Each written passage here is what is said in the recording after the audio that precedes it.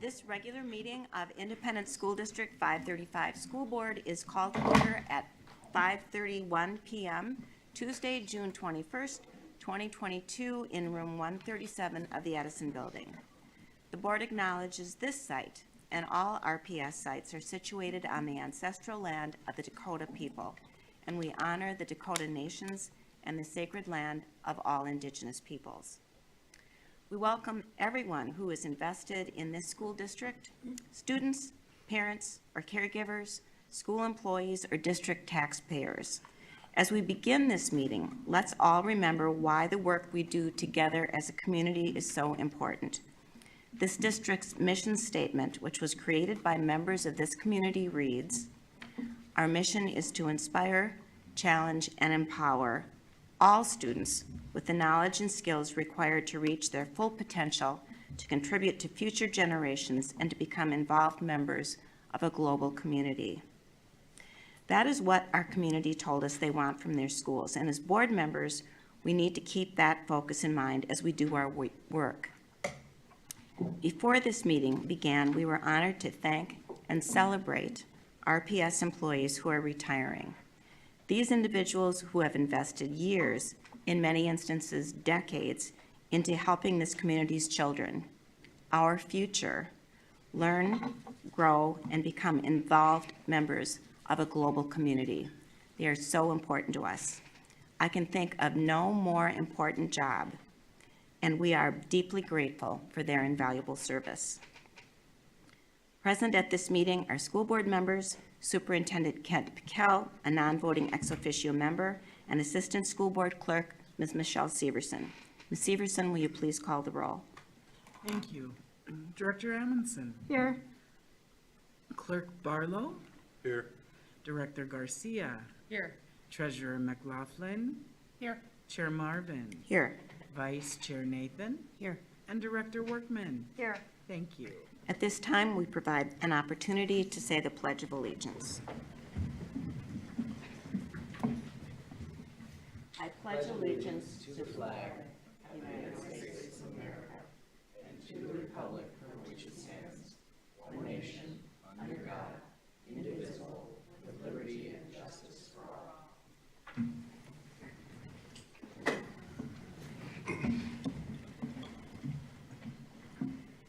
2.0, approval of the agenda. Are there any changes to the agenda? Move approval. Second. It's been moved and seconded to approve the agenda. All in favor say aye. Aye. Opposed? Agenda is approved.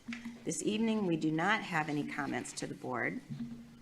So we will move on to 4.0, announcements and communications. Information and outreach. You heard that too. 4.01, Rochester Public Schools Principal Recognition. Can I jump in? Oh, sorry, Dr. Piquel. I just thought they were going to appear. No, I like to follow Okay. orders. Dr. Marvin and board members, as you may recall, for reasons that were somewhat surprising to me, the National Principals Appreciation Day was held on a Sunday a number of months ago. And so while we did do a bit of thanking our school leaders via email and otherwise, we wanted at a board meeting to acknowledge the principals who play a critical role in our schools. Because we are now into the summer and we didn't want to ask any of them to come to a board meeting when hopefully they are beginning the process of getting a well-deserved break, we actually had our intrepid video team go out and do some interviews. And they did some interviews about our school leaders that were edited into the compilation that we will have a chance to view now and that we are going to send out later this week to all of our principals to have a chance to know how we feel about them. And so with that, here is a glimpse of how much we value the people who play an indispensable role in leading our schools.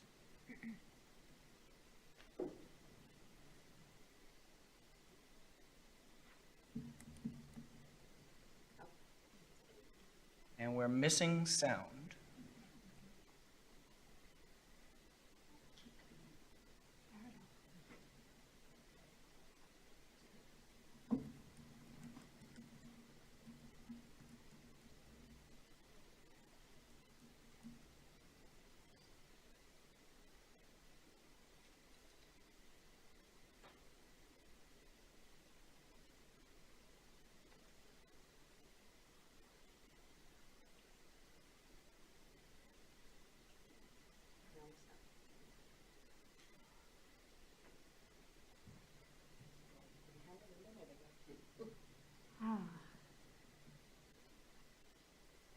is a suspense builder. This is intentional.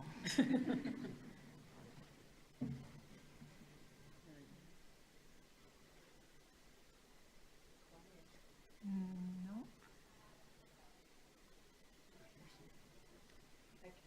Not the ceiling speakers, maybe the computer speakers. Can you tell them that no sound out here?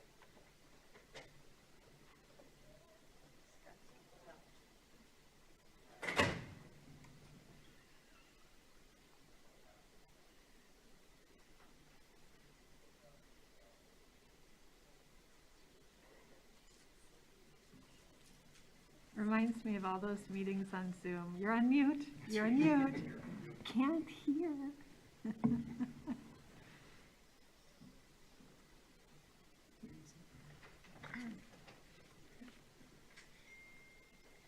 I'm wondering if in the sound booth you can hear this. Should we come back to this?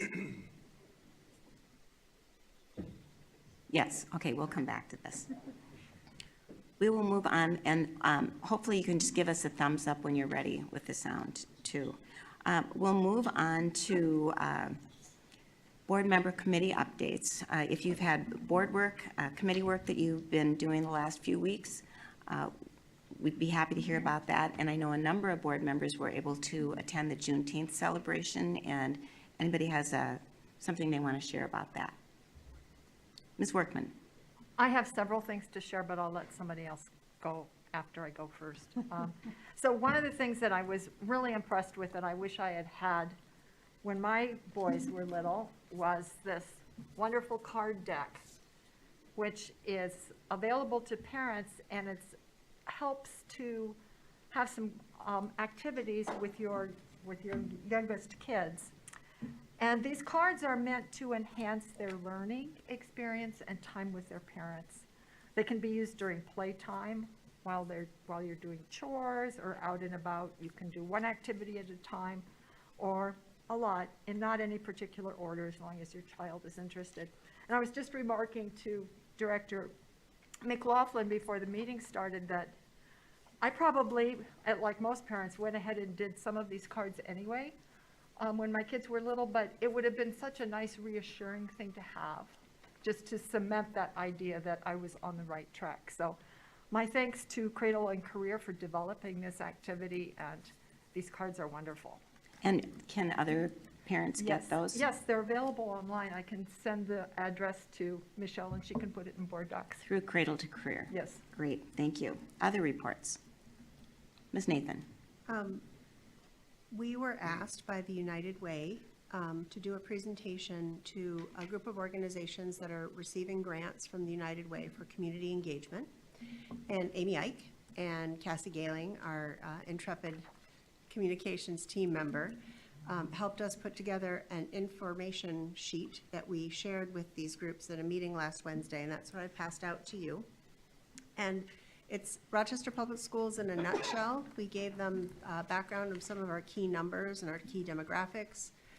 We gave them information about the school board and our responsibilities. Thank you to our School Board Academy people for letting us borrow some of that. We talked about how to communicate with the school board and how to give feedback to the school board and superintendent. And then on the back, we gave them a map of the district with our new boundaries. And in addition to just the information sharing, the city and the county were there too. We got some really good insights and some small group conversations about communication to groups who might not be as tied in to our information resources as other groups of parents. And just open the conversation and the doors to build relationships with these groups. They represented the Somali community, the Indian community, some groups that serve our African American students, and the Ethiopian community. So it was really a great opportunity. I really appreciate Amy and Cassie's work on this, and it was just nice to be able to share our story. Thank you. Other reports? Ms. Workman? I can do one more. This is also from Juneteenth, and this is the Rise for Youth organization, the Rise for Youth program, which is a collaboration between Mayo Clinic and the Rochester branch of the NAACP, which is designed to help Black and underrepresented youths transform themselves from youth with potential to competitive and empowered talent entering the workforce. And I think one of the things that impressed me so much about the Juneteenth experience was all the different numbers of services and activities that are available to the community, some of which I was not familiar with. So it was a real learning experience for me as well. Anything else?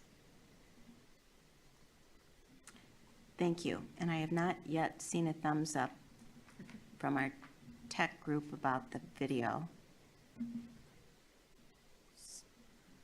So we will do the consent agenda. And are there any items to be removed for a separate consideration? This is item 5.0.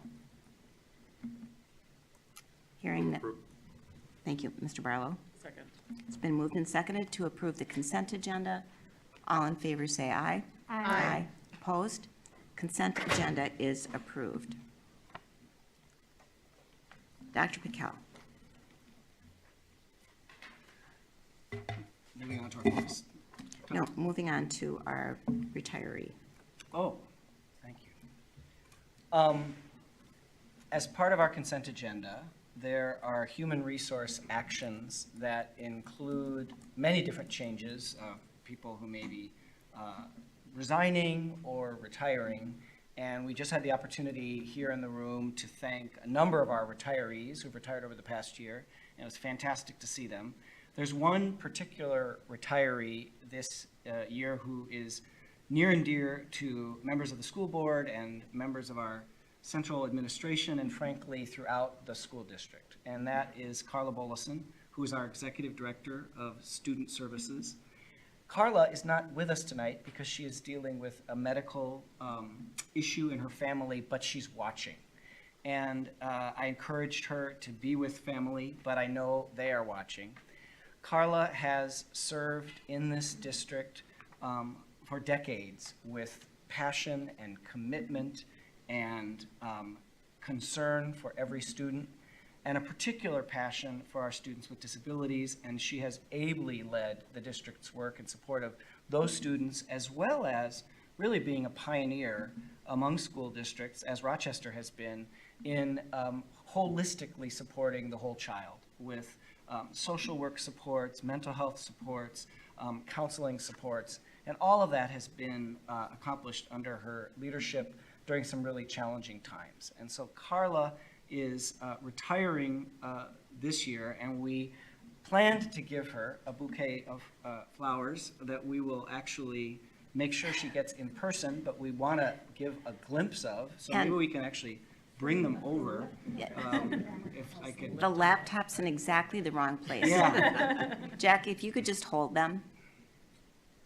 There.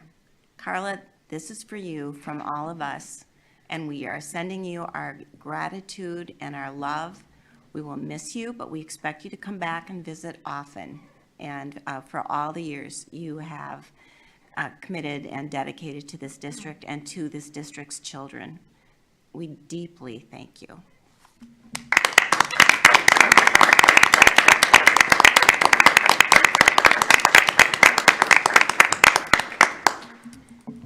And those flowers will be on your desk tomorrow, or we will deliver them to your home along with your retirement gifts from the district. It's a reason to come back to work tomorrow. We will move then to 10 minutes from now, we will have the principal video. But right now, we will go to our focus topic, which is school climate and safety plan for 2022-23. Dr. Piquel. Madam Chair and Directors of the Board, as you know, and as we've talked about repeatedly in our meetings, in schools across the country and across Minnesota, we've had some challenges over the course of the past school year with disruptive behaviors on the part of some of our students.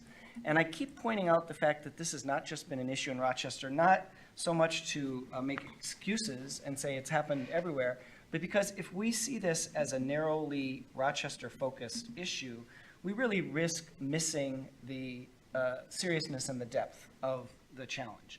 We had many of our students not in school for 2 full years, and especially those students who moved from elementary to middle or middle school to high school, entered an entirely new learning environment that is actually challenging to transition into, even when there is no pandemic, no distance learning, and none of those challenges.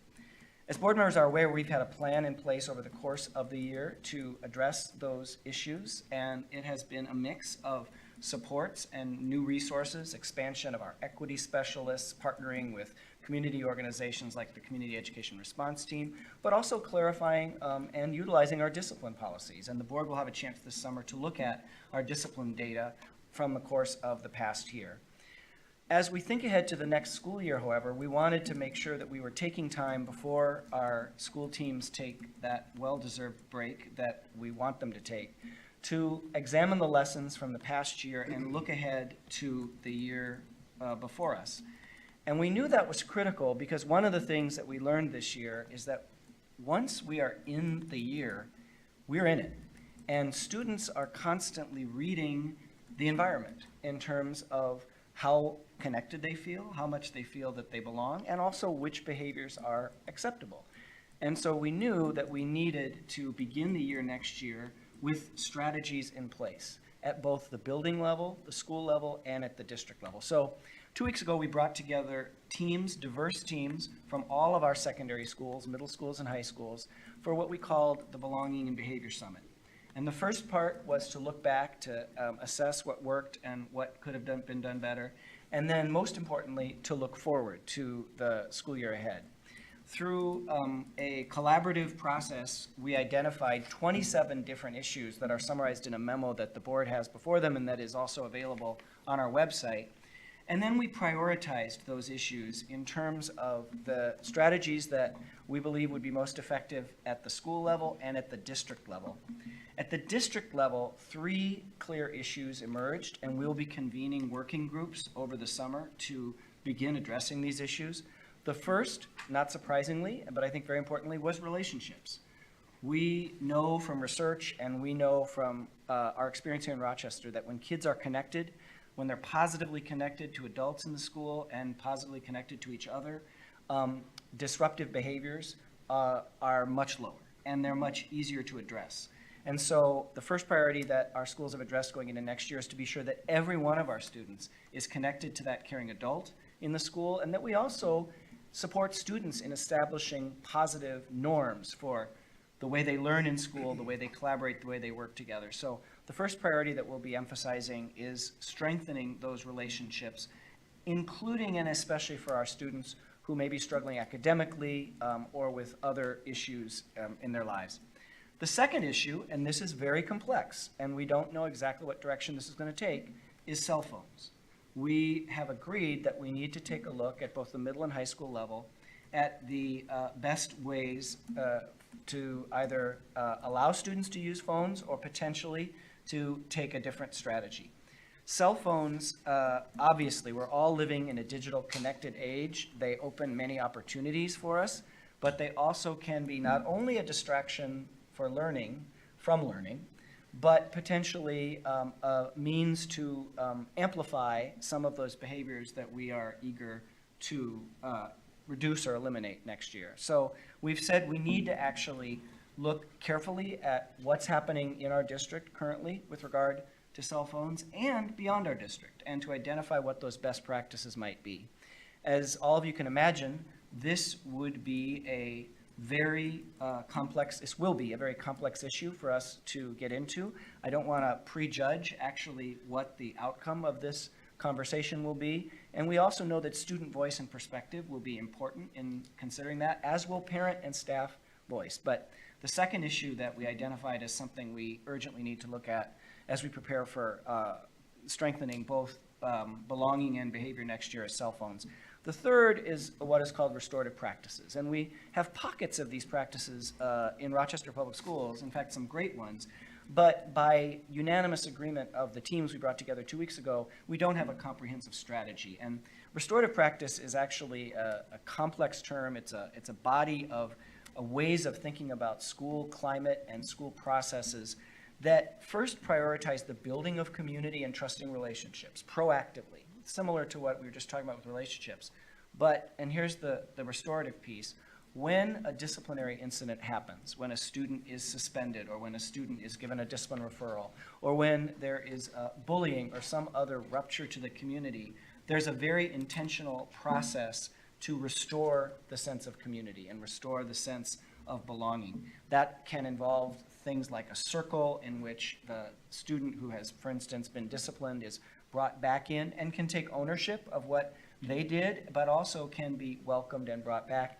And it's also a practice that can restore students who may have been on the receiving end of behavior challenges. So taking a systemic approach to restorative practices also emerged out of our review of last year. It's encouraging that that also is a priority that has come out of our strategic plan. And so that was already on our radar screen, but the need for that approach was reaffirmed. There are two other issues that didn't necessarily rise to the top of the priority list in our exercise that we did for 2 days at Mayo High School, but they're two that I am adding to our strategy for the district-wide effort next year. The first of which is a comprehensive review of our responses to disciplinary infractions.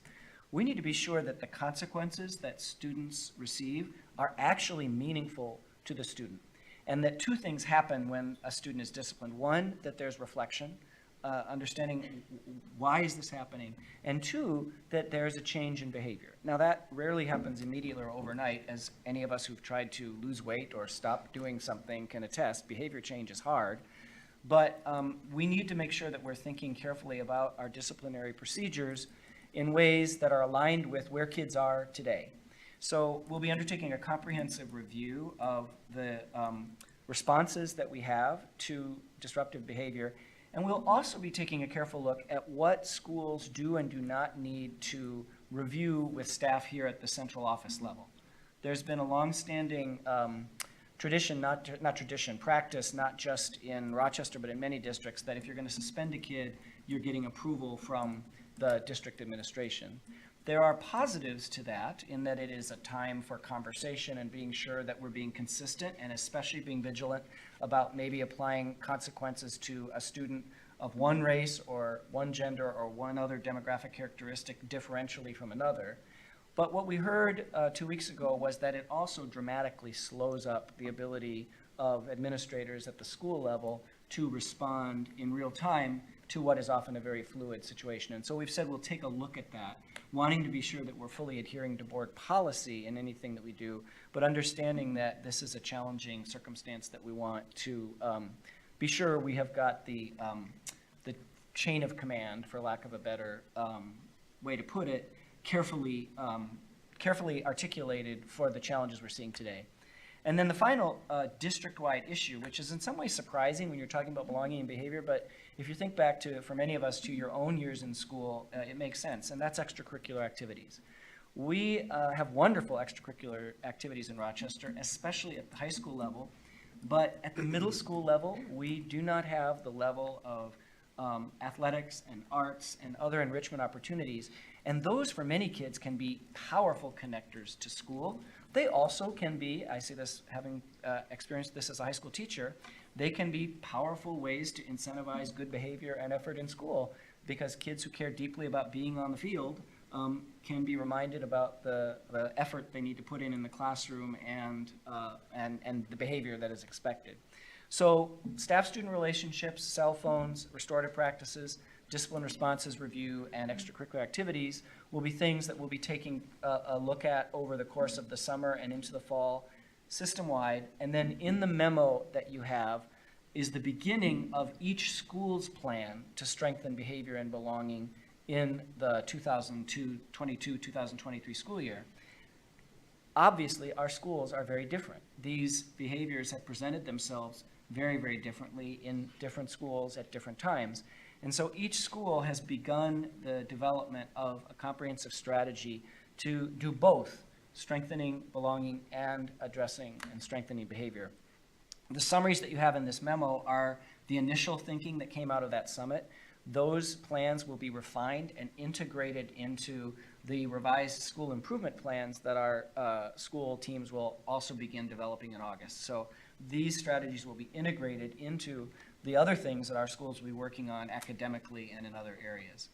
So this is a work in progress. It's a pretty detailed overview of the good initial thinking that our teams did together. I'm really glad we did it before the summer break, though people, as you can imagine, were pretty fried and exhausted, but it was also very energizing because people are really passionately committed to address these issues, but in an effective and progressive way in the school year ahead.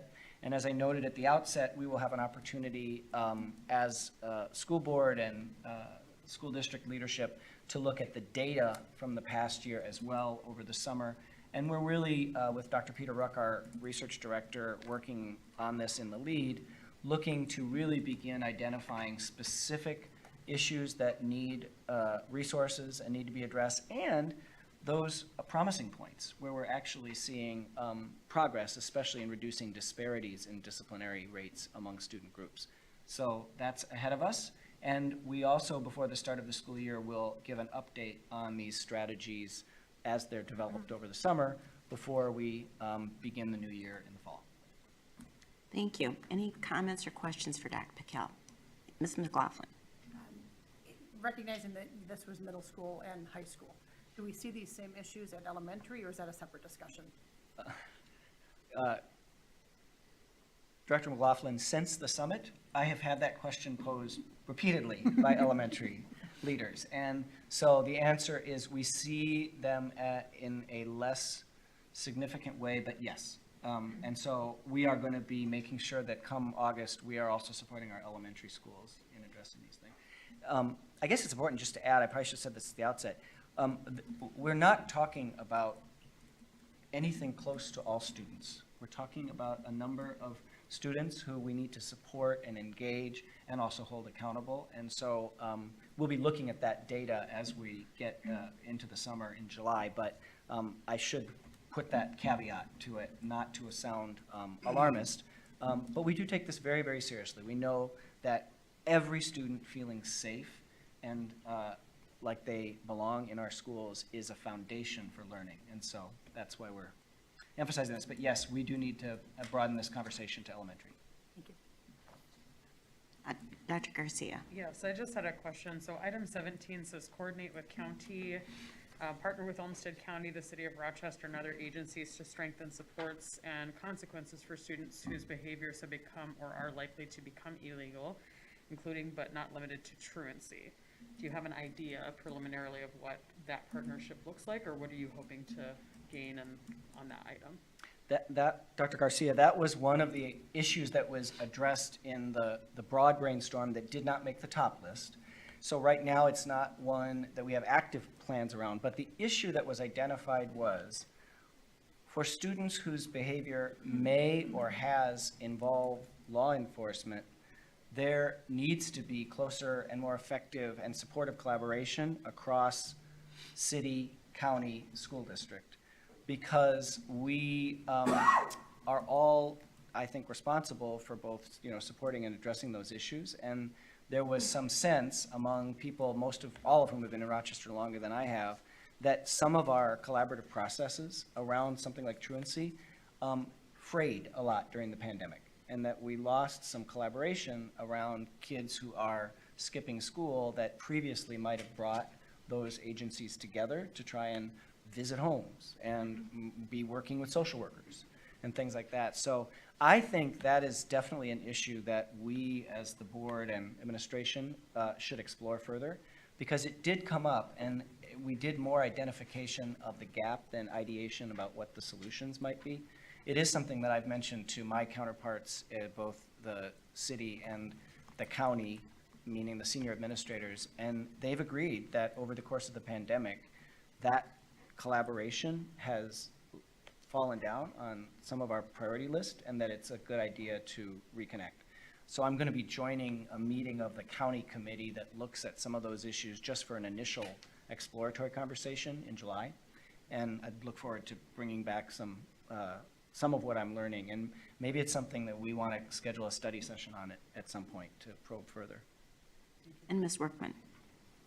Yes, just a couple of observations here. I really like that you had, with the schools, you have different categories, strategies to strengthen student sense of belonging, student behavior, areas for collaboration with other schools, need for support from the district, and then an opportunity for additional thoughts and feedback.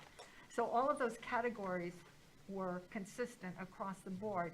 Yet I noticed that when each school filled in their portion, a lot of it was very different from one school to another. So I really like the idea that there is not a one-size-fits-all approach, but there is a process that every school will use in determining what that approach needs to be. So it's really interesting, and I really look forward to continued discussion and information from you over the year.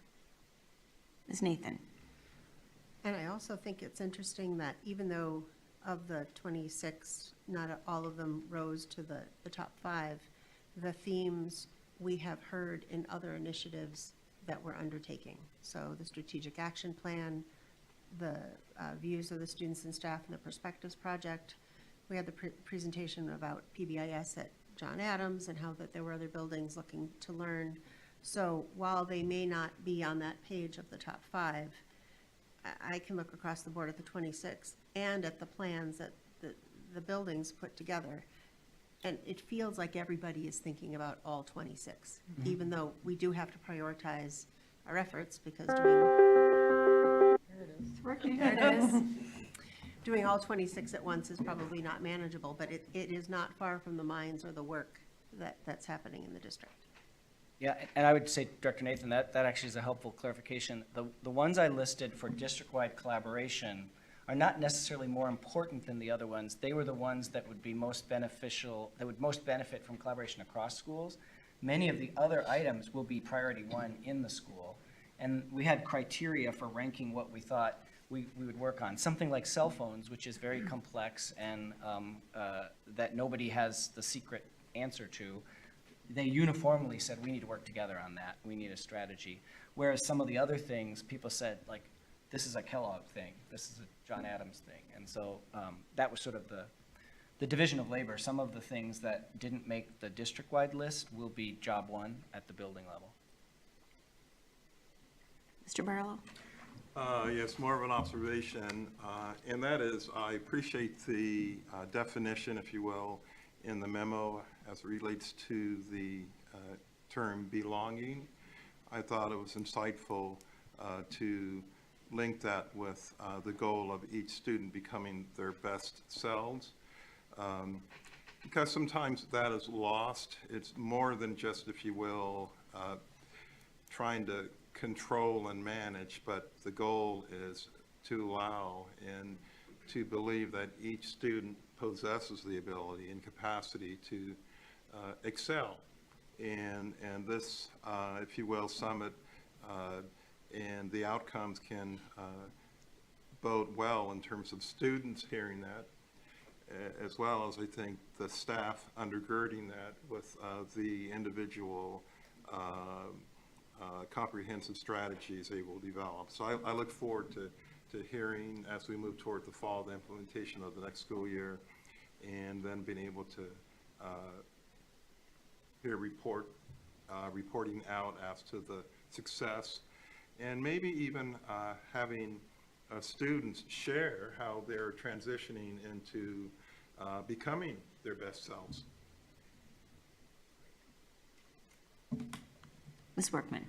So you were mentioning cell phones a minute ago, and it struck me that as a member of the policy committee, when we work on these policies, things change over time. I remember about 10 years ago when we were talking about what's the purpose of a cell phone in the classroom. For educational use only, at the direction of the teacher. But the times were very different back then than they are now. So our policies have to keep up with not only the current practice, but the current environment and what is actually happening in this example with cell phones and student use. Because what we had 10 years ago was very different from our situation now.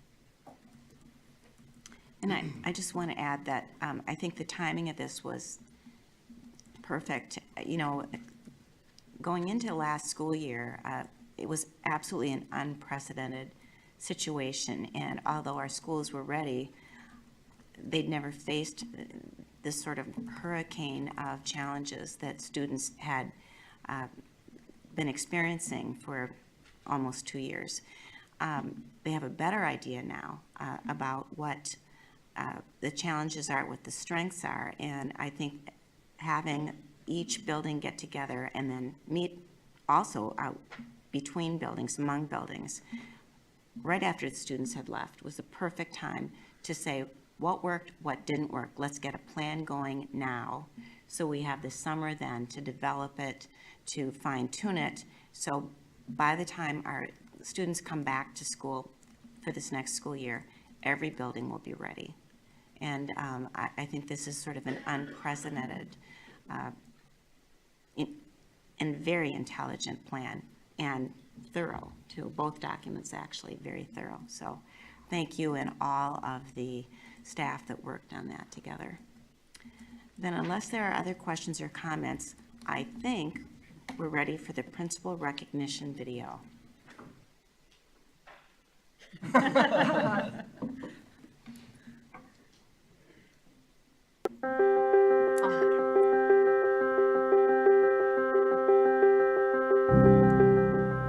I love my principals. They are loving each and every one of our students, and they know our students by name, and they come out of the office and they engage and make meaningful relationships with everybody here. She's there when you need her. What I have appreciated most is their ability to communicate effectively. As he always says good morning to me. She takes care of us. He helped me out a lot while I was younger. About my junior and senior year, he said, give me 2 years and I'll hire you. And I couldn't tell you how much Rob helped me out in life. He's a very good man, a good man to have in your life. She's amazing with staff, students, in all situations. There's nothing that she can't handle. It's really easy to find them too. It's not like they're always like stuck in the office and like have office hours. You'll see them roaming around. And they do work very hard to make sure that not only students and families feel a sense of belonging, but that their staff do too. She is kind and she makes sure we're safe and stuff. He always tries to encourage us to make the right choices and go along the right path. A caretaker or someone who's working to make sure that you're smoothing out all of the wrinkles that come up during the school day. You're checking in to make sure that your staff is doing well, making sure the students are doing well, and making sure that people are feeling good about the things that they're doing. I think you need to be a good listener and you need to be a good collaborator. There's a lot of things that we do throughout the day as administrators, as principals, as teachers, as leaders, that we need to listen first and then make the best possible decision that affects everybody. Keep their staff and students safe, and they're just like kind of the leader of the school. Being a principal is definitely someone who needs to be a problem solver. For the students to feel that they are accepted and belong, I mean, all of that falls on the principal to model what it looks like, to genuinely show it. Principals are what makes the school. When people come into this building here at Franklin, they'll say, I can just feel the sense of calm and the sense of like caring and love in the building. And once I figured that out, sky's the limit. So here I am, and I'm enjoying it. I see myself in this long term. I wouldn't want to do anything else. I think a lot of the principals work very hard to make sure that voices are elevated and voices feel heard. He's very interactive as a principal. He talks, opens up conversation, and I really like that about him. So the principals that I work with are very accessible and are very willing to listen not only to the staff, but also to the students. They're also very good problem solvers, so it's nice to have a thinking partner. Kind, creative, and patient. I want to be able to offer compassion. She's so respectful and she's so kind. He likes to laugh with the students and the staff. She helps us and they're the best principals in the world. Thank you, principals!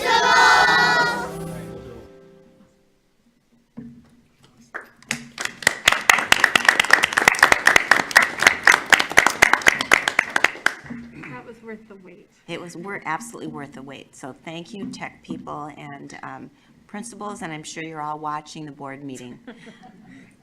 Pretty sure you're all watching the board meeting. Thank you. Thank you. Then we will move on to the preparation for action part of the agenda, 8.01, approval of student nutrition services bids. This is for milk, food, and paper products. Dr. Piquel? Dr. Marvin, directors of the board, we do not have a presentation for you on this item. It's something we bring to you every year, but we do have our leadership of our very, very able Student Nutrition Services Department here. If any board members would like to ask questions about this, it is in keeping with the bids that we brought you in past years, and we like to get it done at this point in the summer so that our very committed staff can put the wheels in motion getting ready for the meals we'll serve in the upcoming school year. Any questions? We've had some time to study this. Would someone be willing to move this to action? Move to action. Second. It's been moved and seconded to move this to action. Any discussion? All in favor say aye. Aye. Opposed? It's now an action item, and it's a little bit lengthy. Be it resolved, the School Board of Independent School District 535 does hereby authorize Student Nutrition Services to purchase food products from Upper Lakes Foods, Cloquet, Minnesota, through the multi-unit group Sourcewell contract for the 2022-2023 fiscal year to be funded from the Student Nutrition Services budget. And be it further resolved that the School Board of Independent School District 535 does hereby approve the pricing from Kemp's LLC of Rochester, Minnesota, in the estimated amount of $548,735 for the purchase of milk and milk products for all schools for the 2022-2023 fiscal year, to be funded from the Student Nutrition Services budget. Be it further resolved, the School Board of Independent School District 535 does hereby accept the bid from Trio Supply Company of Minneapolis, Minnesota in the estimated amount of $258,364.70 for the purchase of paper products for the Student Nutrition Services Department for the 2022-2023 school year. Be it further resolved that the School Board of Independent School District 535 does hereby accept the proposal from Vic's Produce Company of St. Paul, Minnesota in the estimated amount of $325,000 for the purchase of fresh produce for the Student Nutrition Services Department for the 2022-2023 school year. Move approval. Second. It's been moved and seconded. All in favor say aye.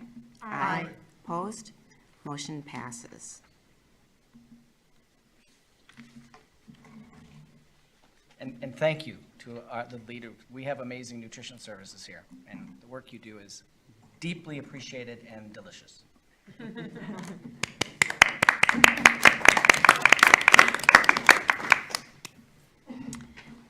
Then 8.02 through 8.07, do you want to handle these one at a time, Policy Committee, or I'll just hand it over to the Policy Committee. We have policies and procedures. Some are being briefed for the first time. Some have already been briefed before, but Policy Committee, take it away. Okay. Items 8.02 and 8.03 are the second briefing of policies and procedures that we first presented at the June 7th meeting. So if any board members have any additional questions or modifications to the policy, they can raise them now or let us know before the next meeting. They will appear on the consent agenda at the next regular meeting. And then the next two items are a first briefing from recommendations that came from our June 2nd Policy Committee meeting, and I'm going to turn it over to Director Workman. Thank you. This is a really good opportunity to remind people that on the consent agenda, board members always have the opportunity to remove items for separate consideration, so it's not just a blanket approval where we never have any discussion. So policy 203.06 is the consent agendas, and the purpose of this policy is to allow the use of a consent agenda. Otherwise, if you notice on tonight's consent agenda, we have 14 different items, and going through all 14 would take a considerable amount of time. Many of these are routine. So the updates were for guidance for the consent agenda items based on current and best practices. Policy 204, school board meeting minutes. The purpose of this policy is to establish procedures relating to the maintenance of records of the school board and the publication of its official proceedings. This policy has updates from the MSBA model policy with some grammar and punctuation changes. Policy 214, which covers out-of-state travel by school board members and requirements of law. So the updates were just to reflect both our current practices in the district as well as best practices. And policy 419, tobacco-free environment. The purpose of the policy is to maintain a learning and working environment that is tobacco-free, and again, updates from MSBA model policy as well as grammar and punctuation changes. Policy 505, distribution of non-school sponsored materials on school premises by students and employees. The purpose of this policy is to protect the exercise of students and employees' free speech rights, taking into consideration the educational objectives and responsibilities of the school district. The updates to this policy were based on recommendations from our legal counsel. It's policy 701.02, purchase of goods and services. The purpose is to ensure quality, consistency, and fiscal responsibility in the purchase of goods and services for the school district in accordance with Minnesota statutes. The updates are based again on current district practices as well as best practices, and they match the changes in 203.06.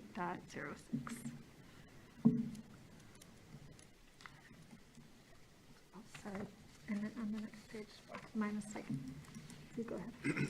Policy 810, employee keys and identification. The purpose of this policy is to establish guidelines to maintain a safe and secure learning and working environment. The updates added references to the electronic key fobs. Electronic. Yeah, we had a good time with that one. So moving on to the procedures, procedure 214A, out-of-state travel guidance for school board members. Limited staff travel should result in benefit to the school district as school board members learn the roles, responsibilities, and requirements of the position and acquire the understanding of school finance and budgeting. It is not anticipated that the reimbursement will necessarily cover all of the school board members' expenses. Reimbursement will be in accordance with the district's reimbursement guidelines outlined below. Reimbursement for costs incurred will be made after the travel is completed. And as we've seen with some of our other policies this evening, the updates are based on current practices. The update to procedure 505A, the distribution of materials, which outlined the process for approving materials for distribution by students and or employees, and the changes were just to match the changes in policy. Same thing for 701.2A, 701.2A, I don't know if it's point or dot, purchase of goods and services, again, just to match changes that were made in policy reflected in procedure. And then finally, procedure 810A, employee keys and identification procedure. This was also, we had some interesting discussion about this one. The coordinator of facility services and grounds, the district's locksmith technician, site designated key distributor, and building administrator will be responsible for administration of school district lock and key policies. And those are all official titles held by different people. And the updates were to match the changes in policy 810A. And that does it for our current review. And these will be briefed for their second briefing at our next regular meeting. Item 8.06 are different kind of policy recommendations. These are just changes to statutory, legal, and cross-references. So MSBA, after every legislative session, or as new legal opinions are issued, go through the policy and make what they consider to be just the structural changes in the policy. And according to our policy 208, development, adoption, and implementation states that if a policy is modified with minor changes that do not affect the substance of the policy or because of a legal change over which the school board has no control, the modified policy may be approved at one meeting at the discretion of the school board.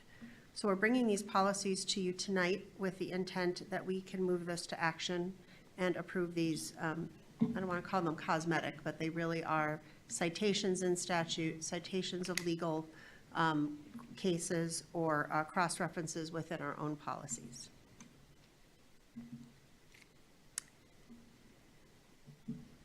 They're like librarian updates. They're like librarian updates. So unless anybody has any questions, I will move this to action. Second. It's been moved and seconded to move these to action. Excuse me, any discussion? I did have a question. So if, like, say for example, you're giving us this list, but then I have a reaction or want to change to one of them, how does that, like, does it get taken off and we just approve the others, or do we have to? Well, unless it's a change relevant to the proposed change in the policy, we're not reviewing the policy as part of our 3-year policy review. So if you wanted, if this raised an issue that you didn't know existed in the policy because you just had the chance to read it, and you wanted the policy committee to consider it, you could just send it to the policy committee and we would consider it as part of our monthly meeting. We could still approve it tonight, and then it would just go in our policy cycle as you raise the issue. Thank you. And the legal, anything that has to do with the law, that goes into effect whether we approve it or not. Right. But we like to keep everything as clean as possible. Well, and I want to say that in the past, these kinds of notations didn't come before the board. They were just updated. Oh, right. For if it was a cross-reference. Which was against our policy. Right. Right. So it's a newish practice. And during the discussion, I lost track. Has this been moved to action yet? Yeah, but we were discussing. We need to vote on That was that. the discussion. All right, it's been moved and seconded to move this to action. All in favor of moving it to action, say aye. Aye. Opposed? It is now an action item. Be it resolved, the School Board of Independent School District 535 accept the recommendations of the Policy Committee for these policies. Move approval. Second. It's been moved and seconded. All in favor, say aye. Aye. Opposed? Motion passes. And just for information for those who may be listening,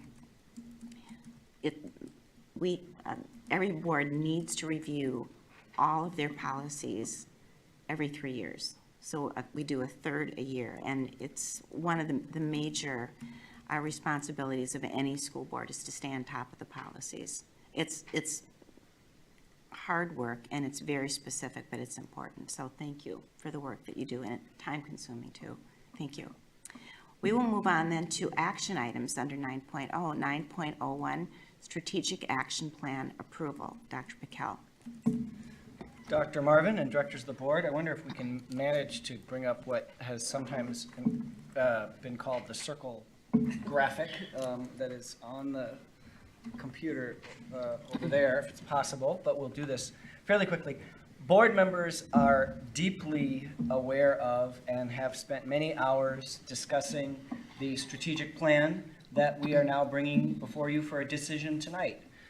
This plan, as you know, is the result of literally thousands of citizens of Rochester who contributed through surveys and focus groups, and 75 people who intensively were involved in 6 working groups that met over the course of the past year, and have articulated a plan that I think puts us on an ambitious but achievable trajectory for the next 3 years. The plan itself is articulated in a thick book that is available on our website, and that we've tried to summarize in a graphic that I will click through briefly now because as board members know, we went through it in great detail at our study session last week. At the center of this plan is the student, and we talk about this plan really as being most powerfully focused on purpose. What is it that students want for their lives? What is it students want to achieve in their lives, educationally, professionally, in terms of their values, their families?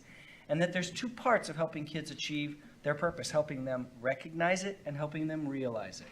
The recognition of what students want to attain in their lives is something that some students bring into our schools, into our classrooms with great clarity, but that we know from research many of our students don't have embedded and guiding their learning. One national survey found that only 24% of U.S. high school seniors could articulate a powerful and clear purpose for what they wanted to achieve in their lives, and it was lower in the earlier grades. But recognizing your purpose is not sufficient. You also have to have the ability to realize it, to achieve it. And that's where academic preparation and academic success, as well as developing what we used to call those soft skills, or what the economists call non-cognitive skills, but with what many of us might call life skills, is the other half of that equation.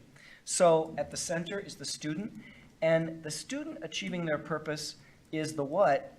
To some extent, those of us who are privileged to lead in and work in Rochester Public Schools, being purposeful in our work is the how. One of the challenges of leadership in any school district today is being reactive, because the issues are so complex and the environment is changing so quickly. And this plan puts a stake in the ground around being proactive and strategic. So at the center is the student, and the next ring is the family. Our strategy calls for building authentic partnerships with families, really the antithesis of the old send a note home in the backpack and hope someone reads it, for two-way dialogue with all families, and the development of a new parent and caregiver empowerment program, so that especially parents and caregivers who themselves may not have had good experiences in school, here or elsewhere, or who may be entirely new to our country, understand how to help their children succeed in Rochester Public Schools. The next level is the classroom, where we'll be emphasizing deeper learning, true mastery of critical academic concepts, and the ability to apply those concepts to real-world situations and problem solving, and doing so in a culturally responsive way, using data to guide instruction, and then, especially in middle and high school, putting all of our students on the path for success in post-secondary education or a career through early awareness experiences, planning, interest inventories, and increasing the number of our students who take a class that bears college credit while they are in high school. The next layer is the school level, where we're really going to be creating those cultures of belonging that we were talking about a moment ago in our previous discussion, putting in place tiered systems of support for our students who are struggling, and also really investing in staff well-being, youth voice, and youth leadership, and safety, as we also discussed earlier. The next tier is the district level, and that's really where we're trying to create a system in which what happens in one school that's working is shared and not necessarily cookie-cutter replicated, but adapted for use in other parts of our district. And so we really have got, hopefully, a system that's more than the sum of the parts of our individual schools. That's where we'll be investing in leadership. We'll be working to increase the percentage of our staff, especially our teachers and school leaders who are people of color, where we'll be really working to understand the priorities of Rochester families, especially parents and caregivers, and ensuring that the programs we're offering, the curriculum we're offering, is aligned with their aspirations and needs for their students.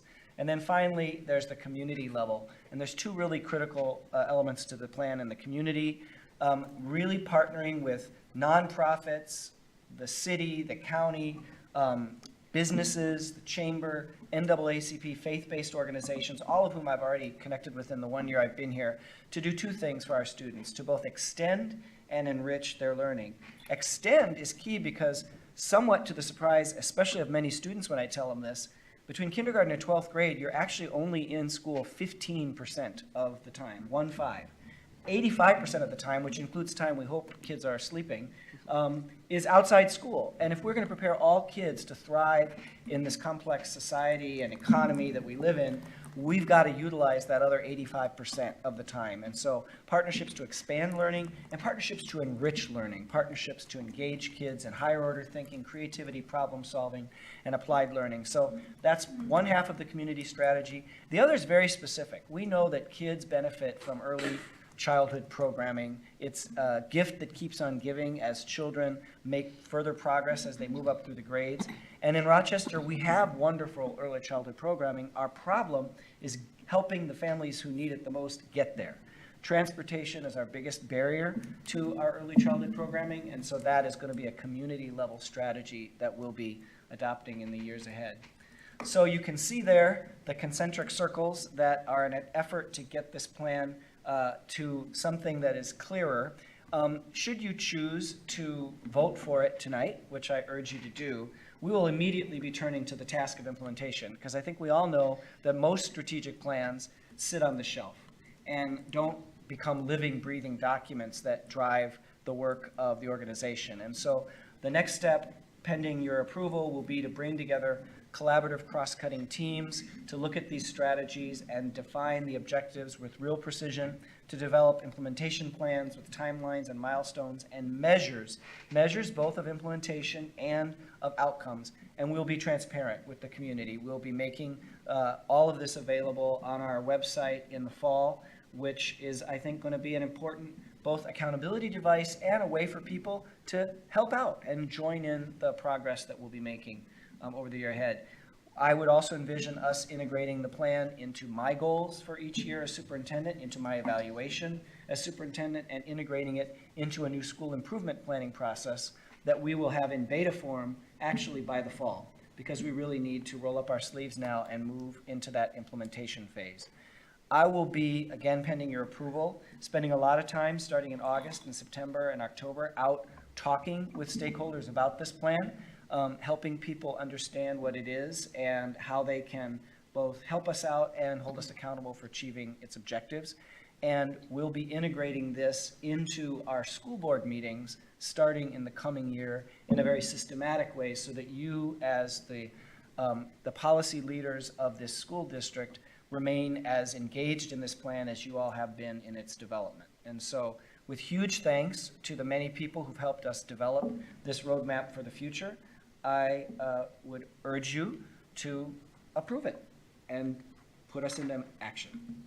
The final how-to point that I would make is that there are some very important statements that were in what we previously identified as our strategic plan in Rochester that are not going away, that identified mission, vision, core beliefs. Those we're proposing to retain, and as we'll hear in the resolution before you, we're proposing to take the strategies and initiatives that have grown out of the process this year and only replace what we previously called 3 universal goals in the strategic plan.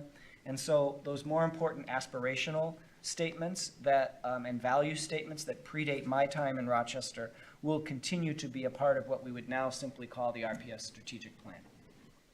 Madam Chair. Excellent. Questions or comments? Ms. Nathan. Well, I wasn't going to get emotional about this, but this is a really important night for me personally. And other board members have also been on this journey. In 2013, being part of the working groups to develop our previous strategic plan, and seeing the engagement with stakeholders from across the community and the work that everybody put in to come up with what we had before. And the disappointment a few years later when it sat on the shelf. It wasn't implemented. We couldn't find the right measures. It was one of the motivations for me to run for school board in the first place. And to be at this point where we have such a robust, and to have had the community engagement in this plan. I was on the coherence committee, so I had the opportunity to kind of stick my head into a lot of the other working groups and to hear how the working groups were developing over time, and to hear the support for not just what we came up with, but for why, and the understanding that the community members had of the challenges our district was facing, but just that community support of we can do this better, and the ideas they all brought to the table. This is so robust, and it is so far more than what I could have thought it was going to be, and that we're already talking about our next steps for implementation and how it's going to be integrated into our work. I am confident this is not going to sit on the shelf.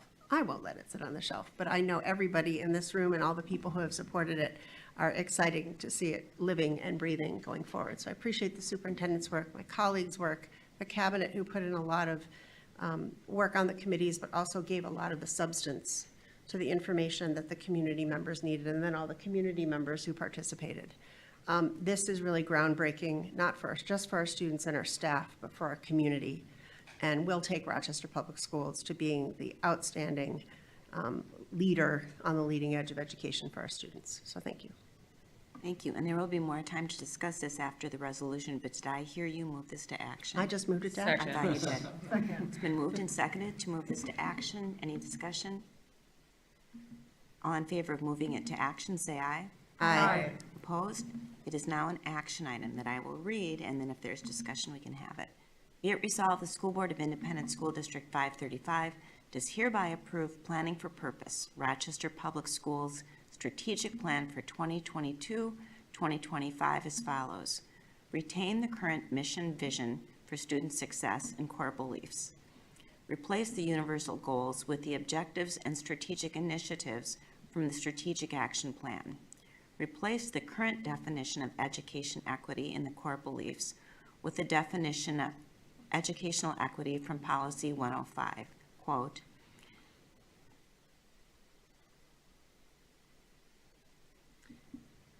educational equity means the condition of justice, fairness, and inclusion in systems of education so that each individual has access to, meaningfully participates in, and has positive outcomes from high-quality learning experiences regardless of individual characteristics and group memberships. Move approval? Second. Been moved and seconded. Any discussion? All in favor say aye. Aye. Opposed? The Strategic Action Plan, Planning for Purpose, has been approved.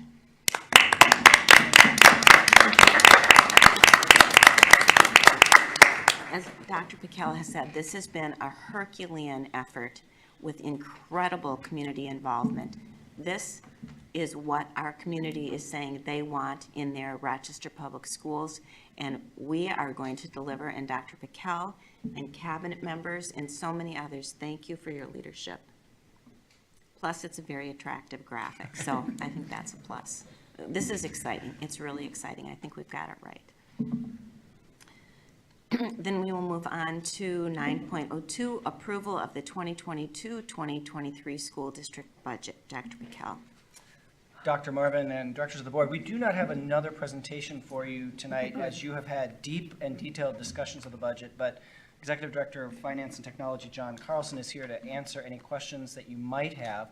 I will say that this budget, as board members directed, is the first of a multi-year strategy to eliminate a structural budget deficit that we identified and that the board chose to grapple with in a very decisive way earlier this year. It puts us on a path to financial stability, and that hasn't been easy. It has involved reductions, it has involved shifts in uses of funds, but it puts us in a place where, to connect to the discussion we just had about the strategic plan, we are headed for the financial stability that it's going to be, we're going to need to realize the educational aspirations we have for all of our students. So we are asking for action tonight on the budget, and Mr. Carlson would be glad, and I would, of course, but likely Mr. Carlson, to answer any remaining questions you may have.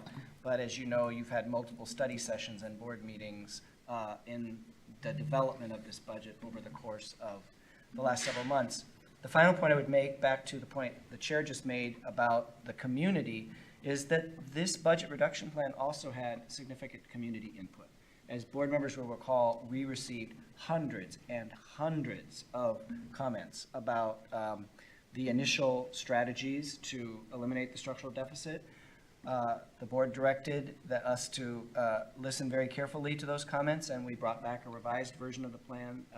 And I'm pleased to say, and it's outlined in the budget book, that I believe we've held true to the feedback that we got on the difficult choices that this proposal required. So you have our proposal before you, and we would be glad to entertain any other questions that might remain.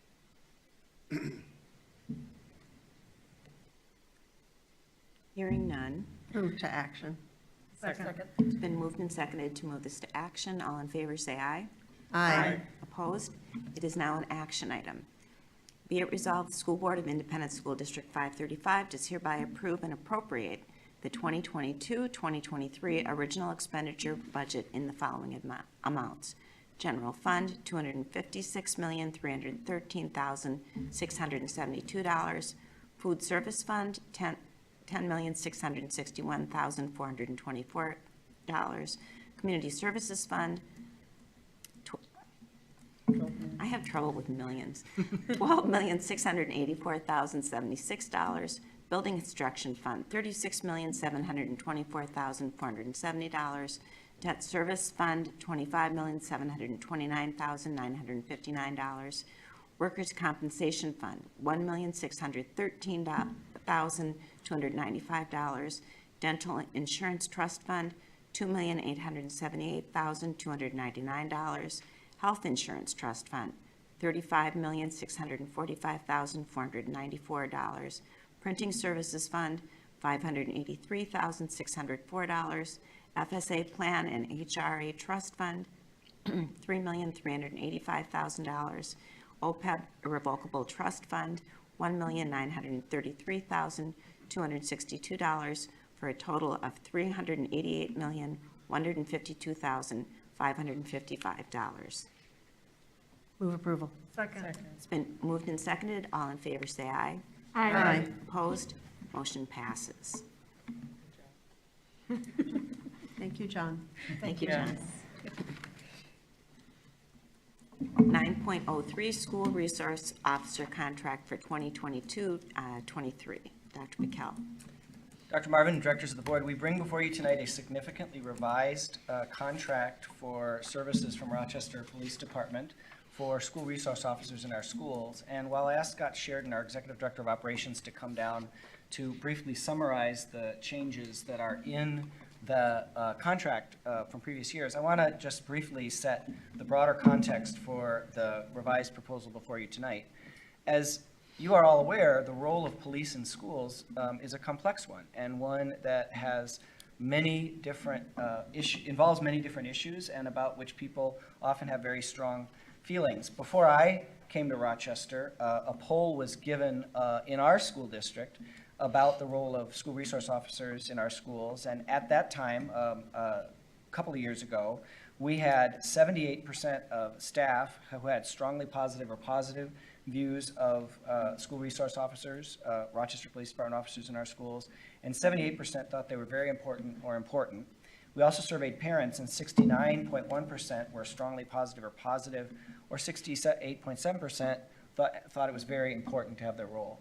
That said, we know that for some students there is a constant need to be vigilant about the sense that police are an impediment to a sense of belonging and community in our schools. And so this board has taken a very far-reaching and deliberate approach to considering that issue. Last summer, you approved a memorandum of understanding with the police department that articulated a set of expectations for the role of school resource officers that emphasized that school resource officers are not part of our disciplinary process. They get involved when there is danger or an illegal infraction, but they need to be positive parts of our school cultures and engaged with students and with families. So that memorandum of understanding has been in place this year, and as you know, we've had a working group that's been facilitated by Tawanda Burks that has brought together RPD and RPS and community members to work on the implementation of that memorandum of understanding. We have also partnered, and board members in the coming months will receive a report from a talented graduate student at the University of Minnesota to summarize the research on school resource officers. What do we know from the field? And finally, in August, we will be launching a co-design project that's bringing students together with leaders from our schools and staff from our schools to envision a strategy to strengthen belonging in our schools, to ensure that all students, as Director Barlow was saying, can be and become their best selves. So this is a multi-year strategy to get this right, and I would submit that it's an issue that some school districts have not gotten right, and so I'm glad we're being careful about this. As we looked at the implementation of the MOU, board members brought the idea of actually not remaining just with an MOU, but actually revising the contract itself, because the contract, of course, is ultimately the legal document between us and Rochester Police Department that governs the role of school resource officers in our school. And so a board working group that really was invaluably led by Director McLaughlin, Director Barlow, and Director Garcia worked with staff to develop the ideas that are in this revised contract, which we have been assured by Rochester Police Department they are in full support of. That was the result of a lot of dialogue and discussion. And so I'd like Scott to come and give a sense of briefly some of the things that are in this revised contract. And then we would be pleased to answer any questions that might be there. Board members really are as expert in this issue at this point as any of us on the staff are, and I really appreciate the leadership that board members have shown in this complex issue. So, Scott.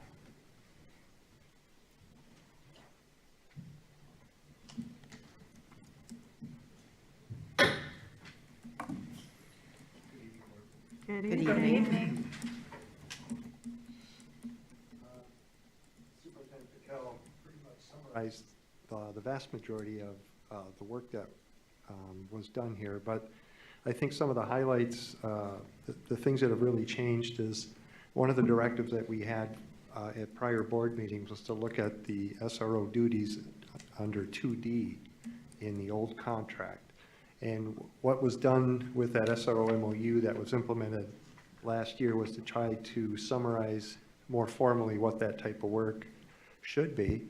And then, so this new contract kind of merges what's in 2D and that SRO MOU.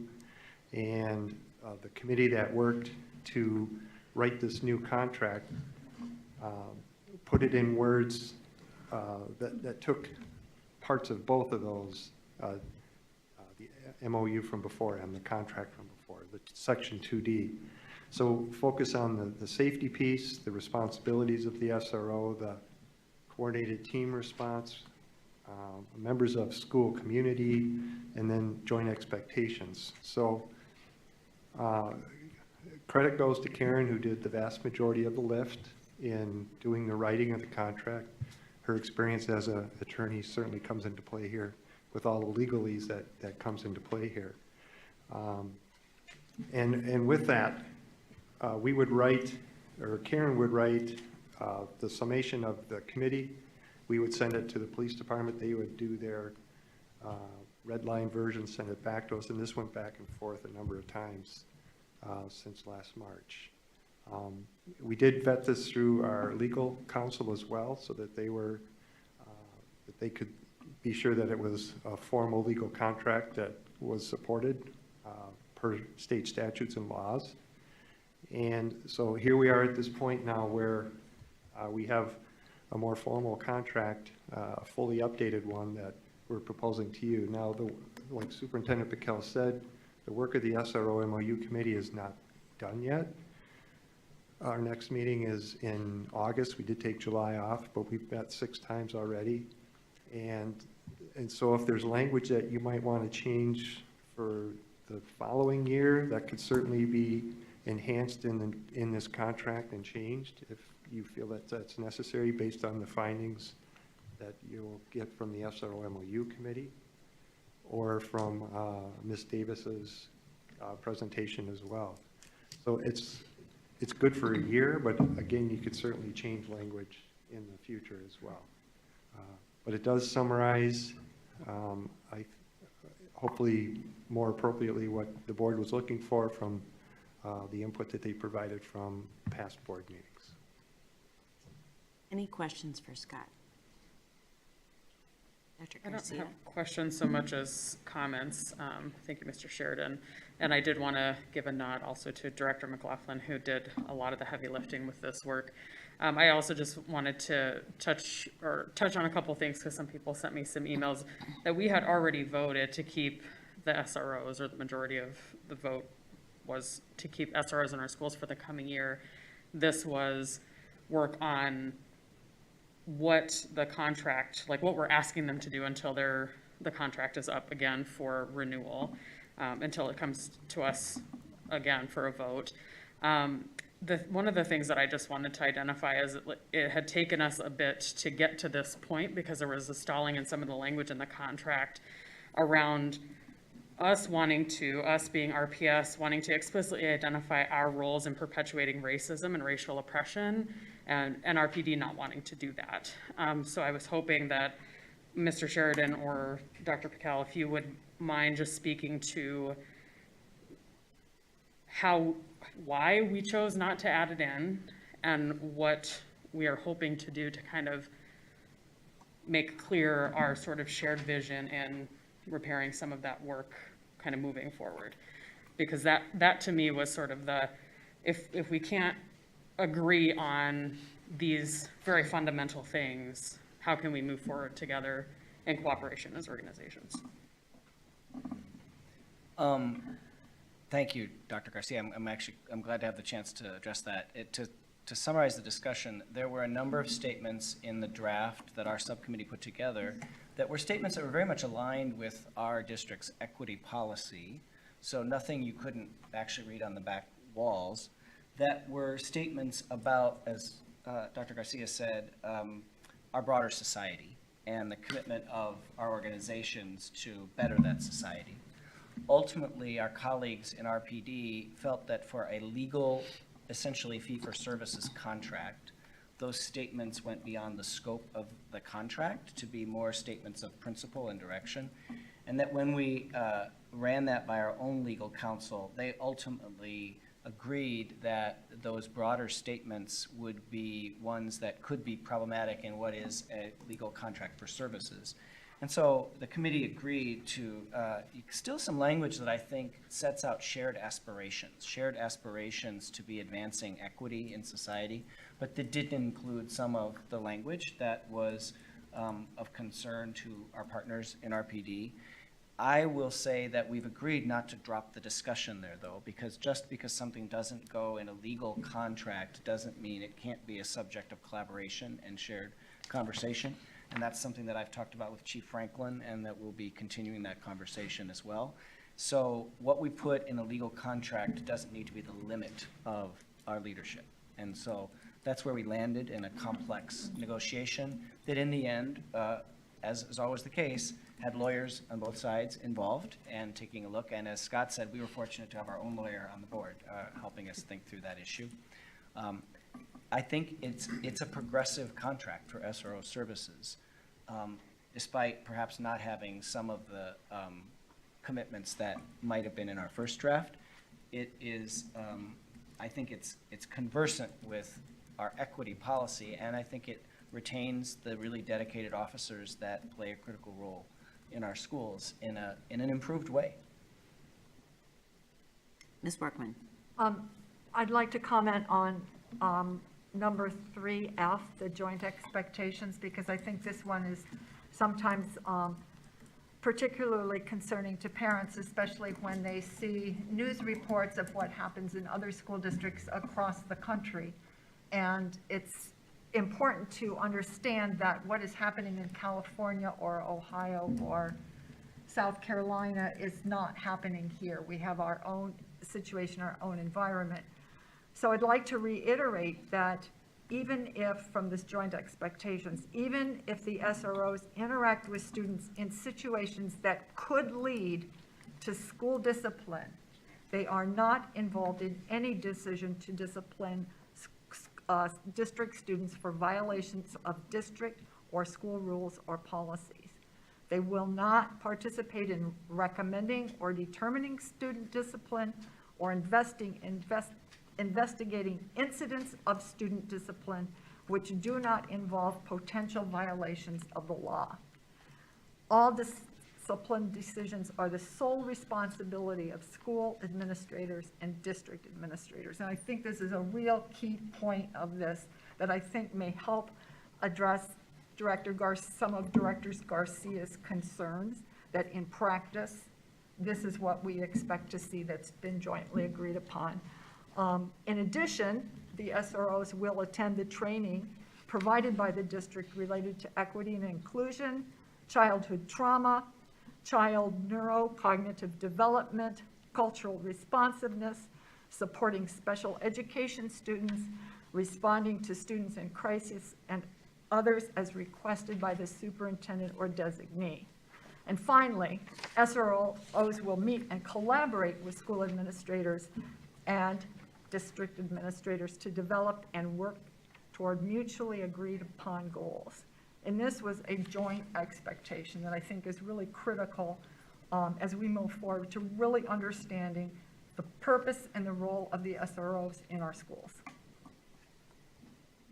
Mr. Barlow.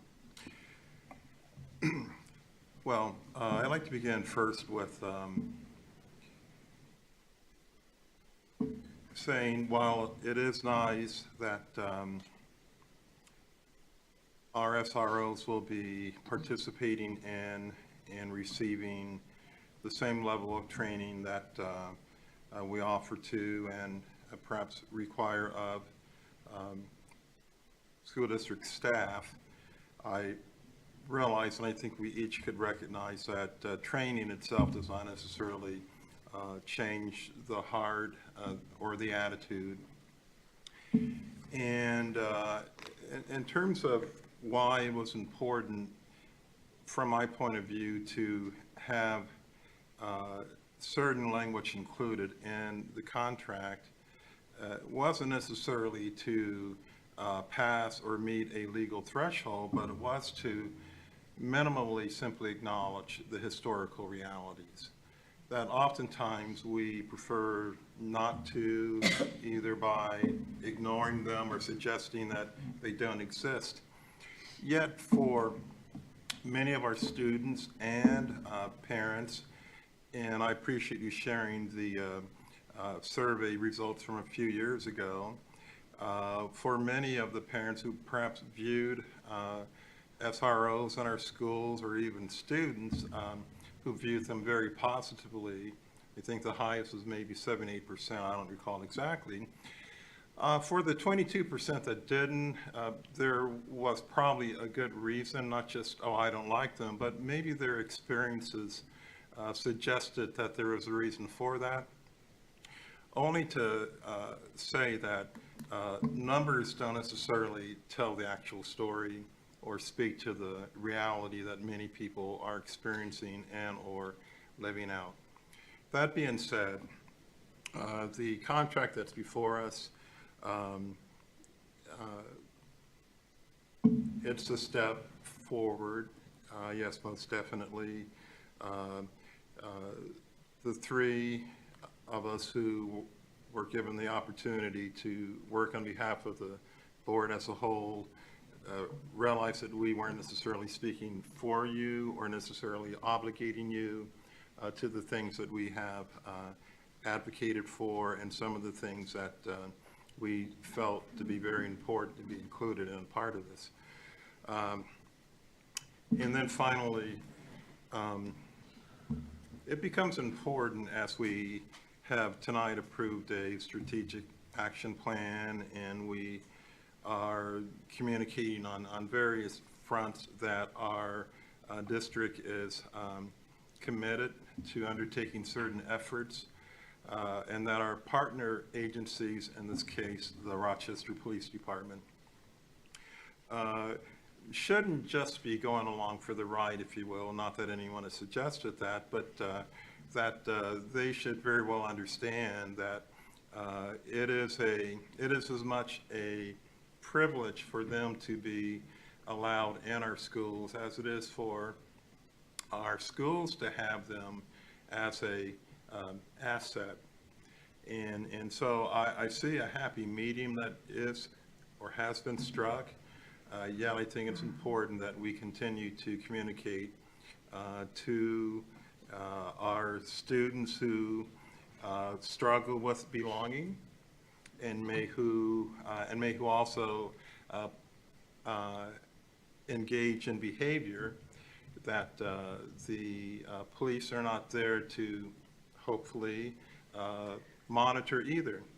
Though I think in our perspectives report, we did see a reporting out on the part of some student or a student that they felt a SRO was involved in the disciplinary aspects.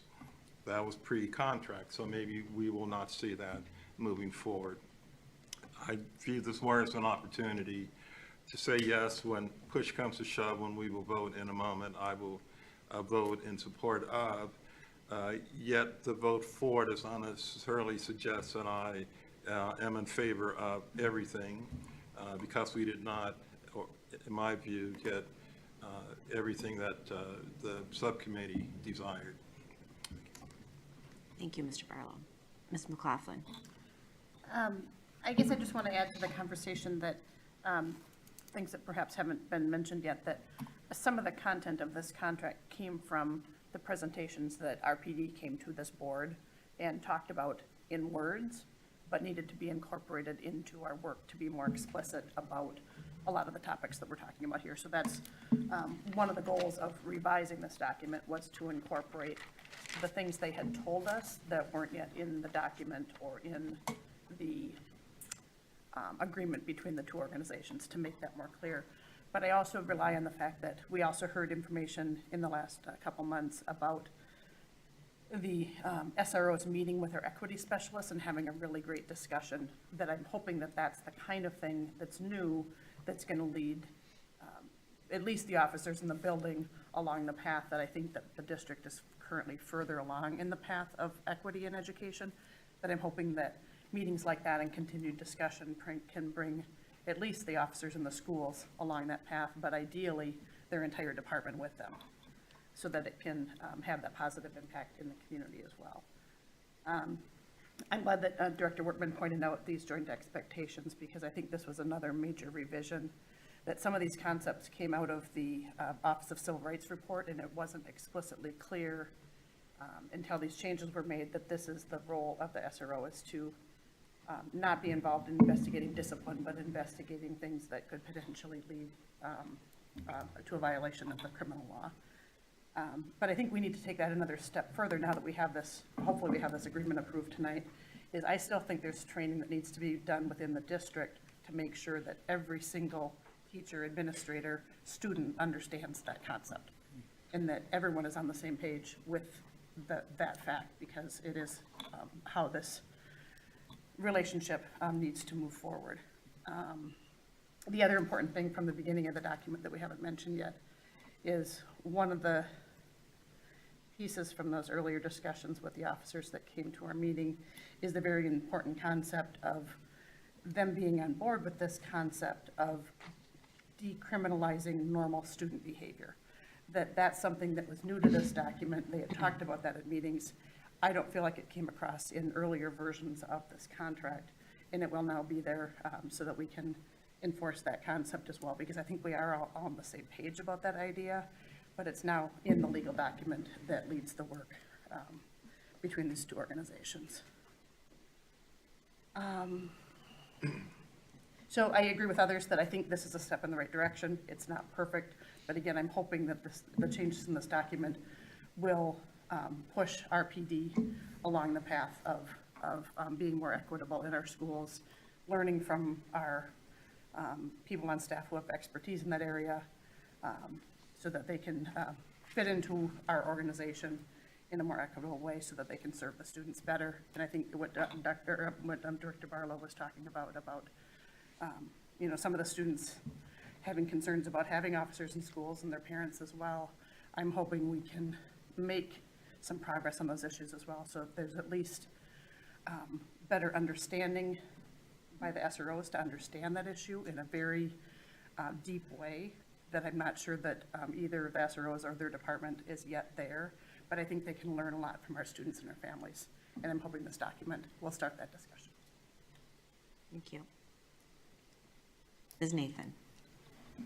Well, again, thank you to the subcommittee and everybody who worked on the agreement. I think it was probably very difficult to find the language to express the depth of some of the ideas that we had shared here at the board, and even to interpret some of the presentations about, you know, about actions, to standardize it.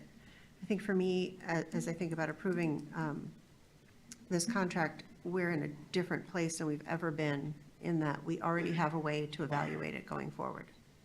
And what I appreciate about the board members who are on the subcommittee is that you are already you were thinking about that as you were writing the contract language, that it's not a static. It's something that we're implementing now, but we already have the plans for looking at best practices and looking at the research and looking at the broader role of the school resource officer after this year. So we're not just going to evaluate how this agreement is implemented for a year. The language that's in here is really going to contribute to how we baseline looking at our future roles of the SROs and where they can contribute to the district. So I appreciate that as I read it through, as I saw really a lot of foundations for, is this working? As we have the studies going forward. So we're at a different place with the school resource officers. And I had the opportunity, as many of my colleagues did, to do I guess it's a walk along with the school resource officer in the middle school for a day. And I wish we could, I wish instead of using words, we could just do a videotape and videotape the best of what our school resource officers do in the buildings and embody that in a contract. Because I really did see a lot of these activities embodied in the day that I was in the school. And it will be nice to provide this as a foundation so that all of our students could have that experience across all of our buildings. Thank you. Chair Marvin, I forgot one more thing I was going to point out is that the RPD was very much in favor in modifying their uniforms, that they worked very closely with Scott to accomplish that, and I think that was one other community concern, and we easily resolved that issue. That wasn't even something that was further discussed, other than we adopted language to make sure that it was much more student-friendly compared to what they were doing in the past. Good, and thank you for that, and thank you, Scott, for that, too. Anything else? Resolution is not yet an action item. Move to action. Second. It's been moved and seconded to move this to action. All in favor, say aye. Aye. Opposed? It's now an action item. Be it resolved, the School Board of Independent School District 535 approved the School Resource Officer Services Agreement for the term beginning on July 1st, 2022 and ending on June 30th, 2023. Move approval. Second. Been moved and seconded. All in favor, say aye. Aye. Opposed? Motion passes. Thank you to our subcommittee, and thank you so much, Mr. Sheridan. 10.01, updated annual board calendar. You have the draft, and it's in board docs. Are there any agenda items that board members would like to be considered for an upcoming meeting? Hearing none, we will go then on to other business, and the other business includes, and again, this is available online in board docs. Our next meetings will be July 19th at 5 p.m., July 26th at 5:30, August 2nd at 5:30, August 16th at 5, and August 23rd at 5:30. And I know we all look forward to those, as does the public.